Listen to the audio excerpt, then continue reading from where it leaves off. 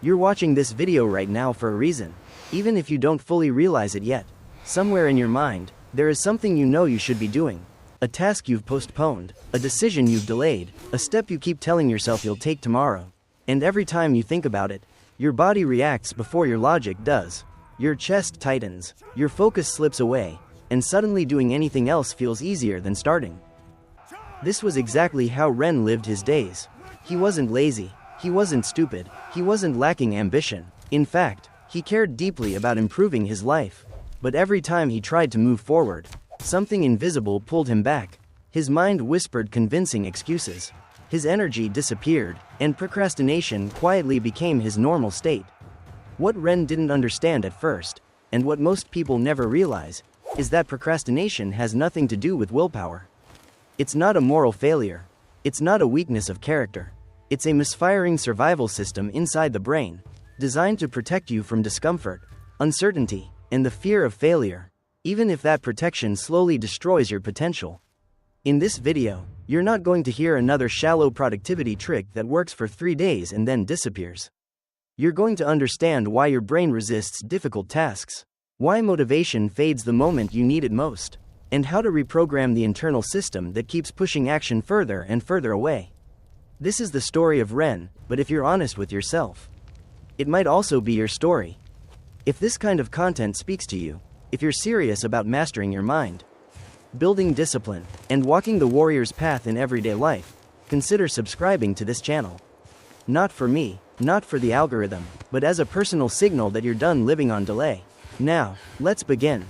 Ren spent years believing the same lie that most people do. He told himself that he procrastinated because he was lazy, undisciplined, or simply not strong enough to do what needed to be done. Every unfinished task became proof in his mind that something was wrong with him. And the more he believed this story, the heavier it became, until even starting the smallest task felt exhausting. But this belief was completely false. Procrastination was never the result of laziness. In fact, it was the opposite. Ren cared too much. He cared about doing things well, about not failing, about not looking foolish, and it was precisely this attachment that triggered the real problem.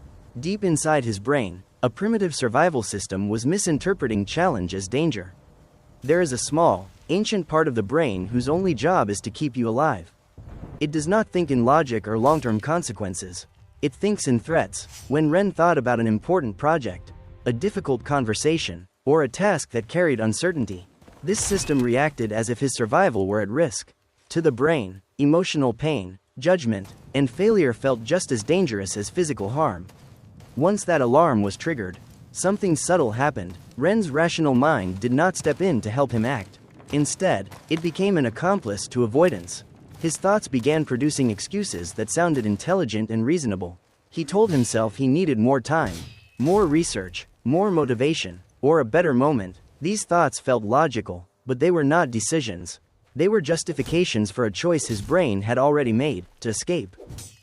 This is the moment where most people misunderstand themselves. They believe they are choosing to procrastinate, when in reality, their nervous system is choosing safety over growth. The brain is not trying to sabotage success. It is trying to protect against discomfort, uncertainty, and the risk of discovering painful truths. What if I fail? What if I'm not good enough? What if I try and confirm my worst fears? Avoiding the task feels safer than facing those questions.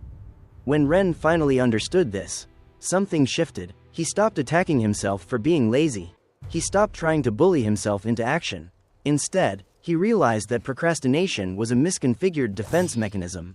His mind was not broken. It was simply outdated, operating with rules that no longer served the life he wanted to build. And this realization changed everything. Because once you stop fighting yourself, you can start retraining the system that holds you back. After Ren understood that procrastination wasn't laziness, a deeper question emerged. If he wasn't weak, then why was it so easy to lose hours scrolling, watching videos, or chasing distractions, yet so difficult to sit down and focus for even 20 minutes on the work that mattered most? The answer wasn't discipline, it was chemistry. Inside Ren's brain, motivation was controlled by dopamine. Most people think dopamine is the chemical of pleasure, but that belief is dangerously incomplete. Dopamine is not what makes you feel good after you succeed. It is what drives you to pursue a goal in the first place. especially when the process is uncomfortable. Without dopamine, effort feels meaningless, and persistence feels impossible. The problem Ren faced was that his brain was running two very different dopamine systems, and one of them was quietly sabotaging the other. The first system thrived on quick spikes.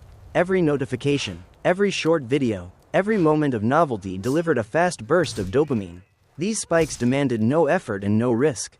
They trained the brain to crave instant relief. The second system, the one responsible for deep focus and long-term progress, relied on a slow, steady release of dopamine. This was the fuel required to work through boredom, resistance, and uncertainty.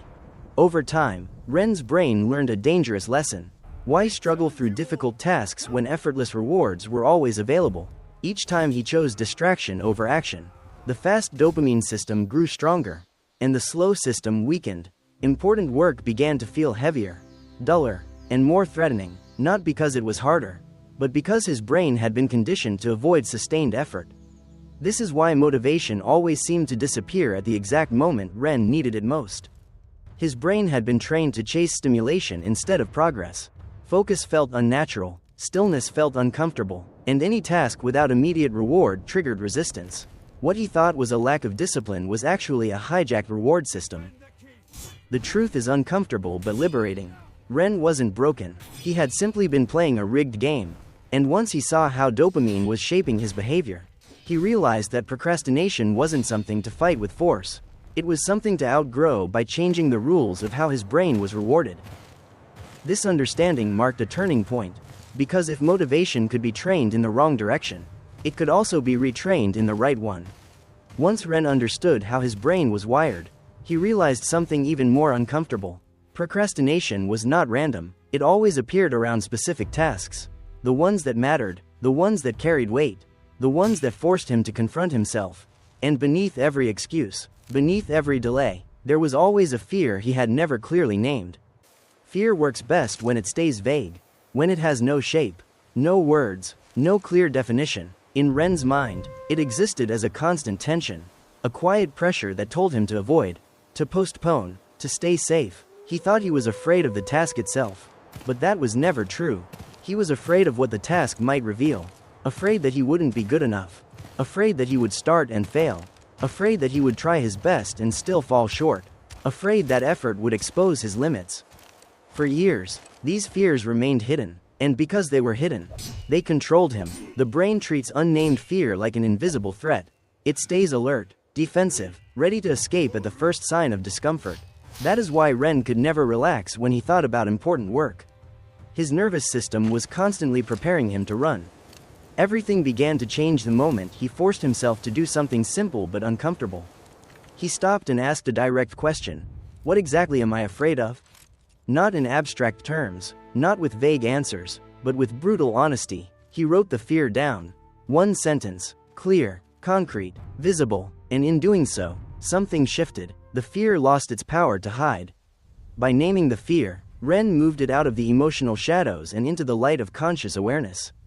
The moment fear becomes specific, it becomes manageable. The brain no longer reacts as if it's facing an unknown threat. Instead, it begins to evaluate. Is this fear real? Is it survivable? Is avoiding this task actually protecting me, or slowly imprisoning me? This was the first real crack in procrastination's armor. Ren realized that fear itself was not the enemy.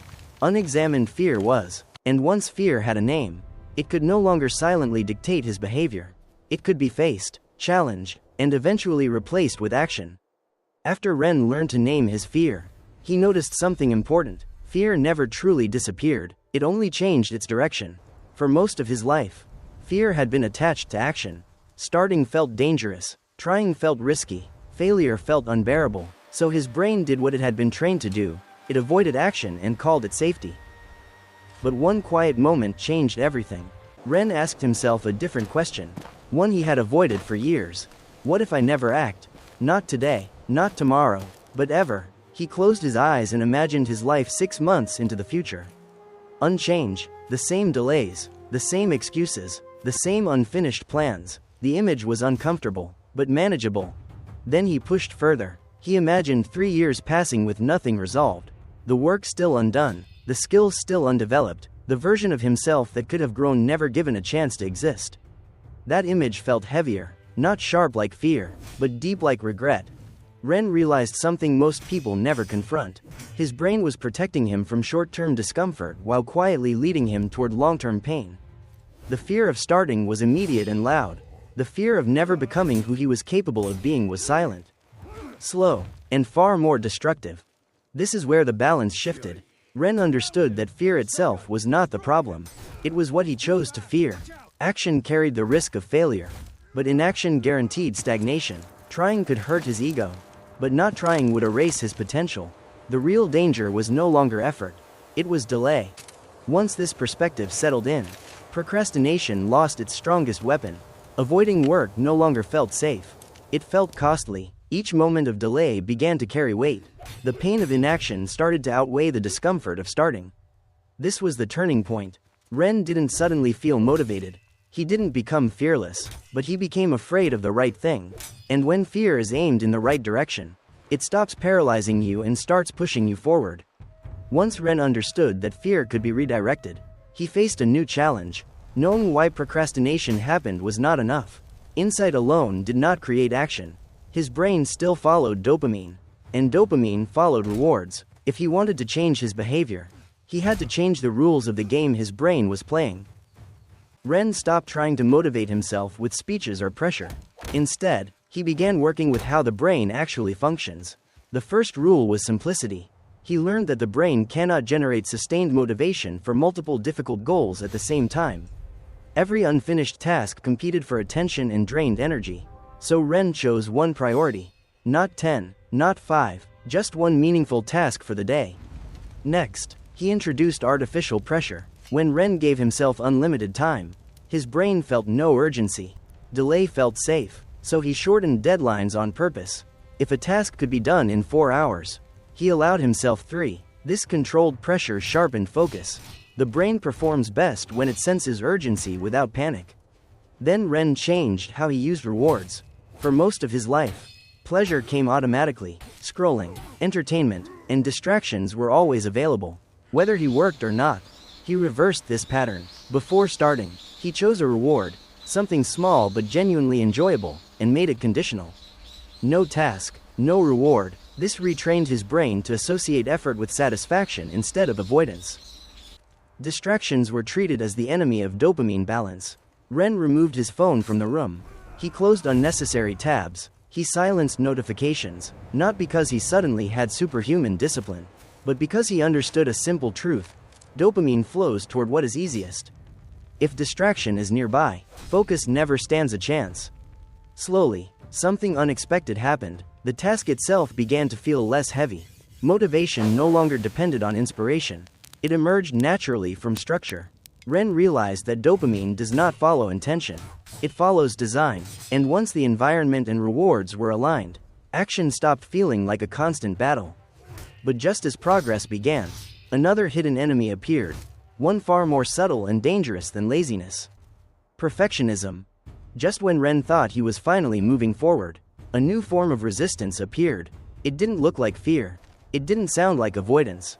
In fact, it disguised itself as logic, as responsibility, as high standards. It was perfectionism, and it was far more dangerous than laziness. Ren noticed a familiar pattern. He would plan to work, but then tell himself it wasn't the right time. He had a meeting later. He wasn't in the right mood. The environment wasn't ideal. He needed more preparation before starting. Each excuse sounded reasonable, even intelligent, but beneath all of them was the same outcome: no action. Perfectionism does not stop you by saying, "Don't do this." It stops you by saying, "Do it later, when you can do it properly."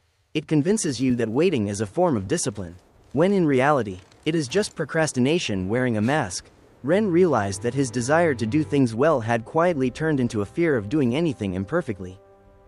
To break this pattern, Ren adopted a simple but uncomfortable rule.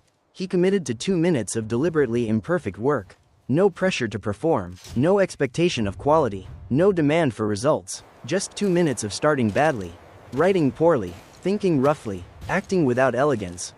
This worked for one reason. The hardest part was never doing the work well. It was starting at all. Once Ren accepted imperfection from the beginning, Perfectionism lost its leverage. The brain could no longer use quality as an excuse to delay. Because quality was no longer the goal, movement was. After those 2 minutes, something almost always happened. Resistance weakened, momentum took over. The task no longer felt threatening. Because Ren had already crossed the invisible barrier between not acting and acting.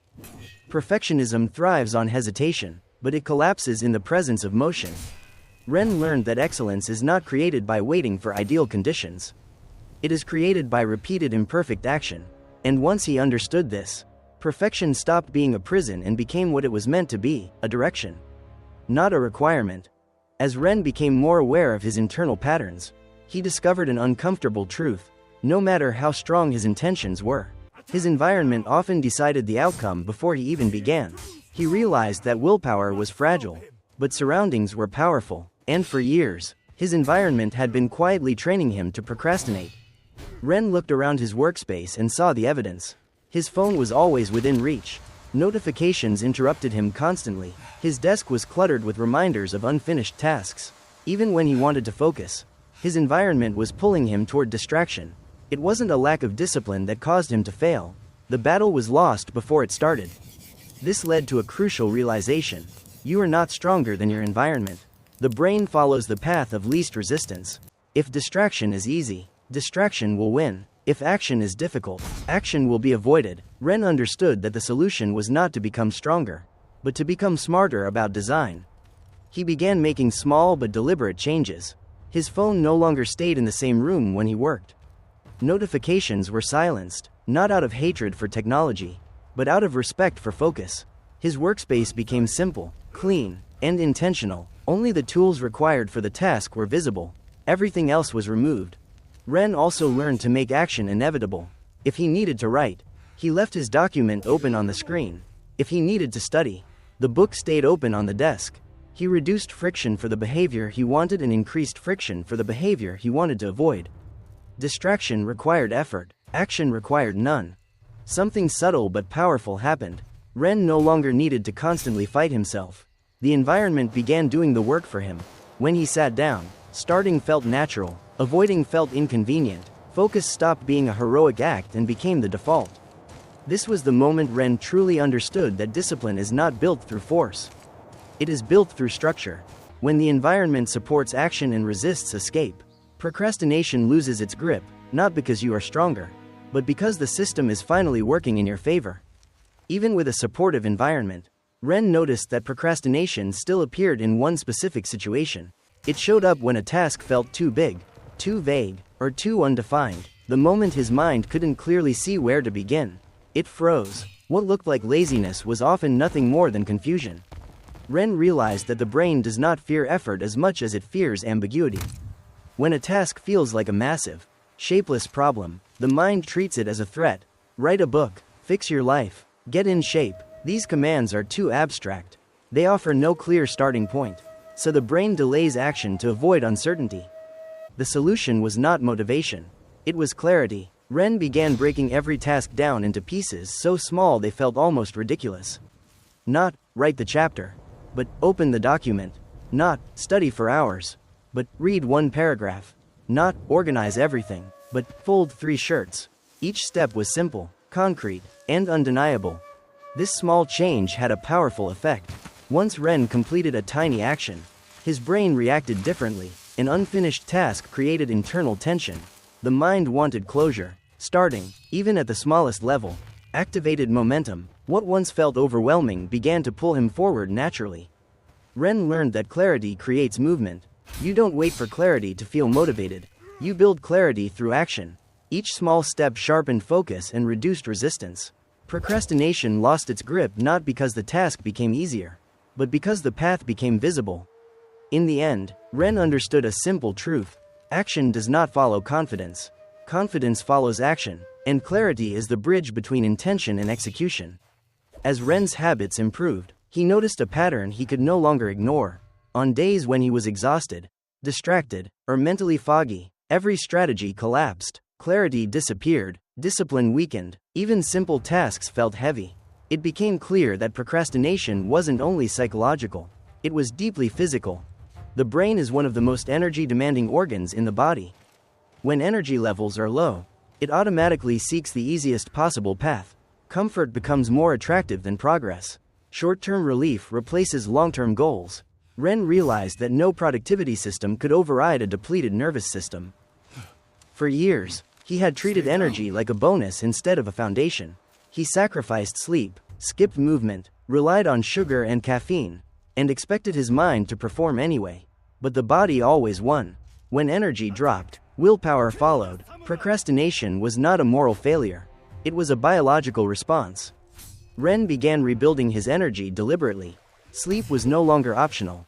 It became non-negotiable. Movement was no longer about fitness or appearance. It became a tool for mental clarity. Even a short walk changed how his mind processed resistance. Food stopped being a source of stimulation and became fuel. He learned that unstable energy creates unstable focus. He also observed his natural rhythm. Some hours of the day felt sharper than others. Instead of fighting this cycle, Ren worked with it. The most demanding tasks were placed in his peak energy window. Easier tasks were saved for low energy periods. This simple alignment reduced friction dramatically. What Ren discovered was powerful. Energy is not something you find after motivation appears. Energy is what allows motivation to exist in the first place. When the body is supported, the mind becomes cooperative. Procrastination weakens not because you try harder, but because your system is no longer operating in survival mode.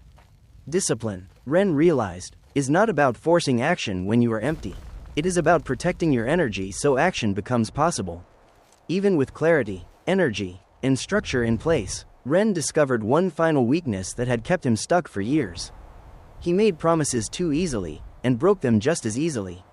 I'll do it tomorrow. I'll start next week. I'll get serious one day. These words sounded harmless, but over time, they eroded something essential: trust in himself. Ren realized that procrastination thrives where commitment is vague. When there are no consequences, intention remains optional. The brain does not treat someday as real. It treats it as permission to delay. So Ren stopped relying on internal motivation and began creating external commitment. He started small. He wrote his task down on paper, not in a digital app that could be ignored, but somewhere visible. He signed his name beneath it. This wasn't symbolic, it was psychological. The act of signing transformed a thought into an obligation. The task was no longer floating in his mind. It existed in the real world. Then Ren went further. He told someone else, not to seek encouragement, but to create accountability. Once another person knew, the cost of inaction increased. Avoiding the task no longer meant quiet delay. It meant breaking his word. And breaking his word began to feel more painful than starting imperfectly.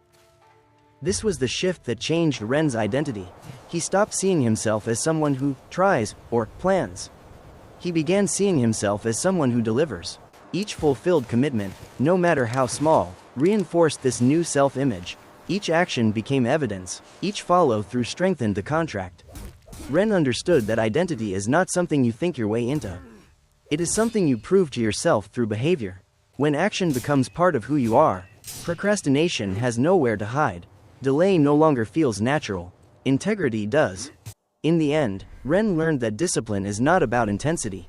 It is about honor. Honor to your word, honor to your time, honor to the future version of yourself who depends on the choices you make today. And once that contract was signed, not just on paper, but in action, procrastination stopped being a habit and became a memory.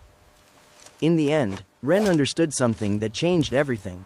Overcoming procrastination was never about hacks, tricks, or temporary motivation. It was about identity. For years, he had waited to feel ready before acting. But readiness never came. Confidence never arrived first. Action did. Ren stopped asking himself how to feel motivated. Instead, he asked a different question. Who do I choose to be today?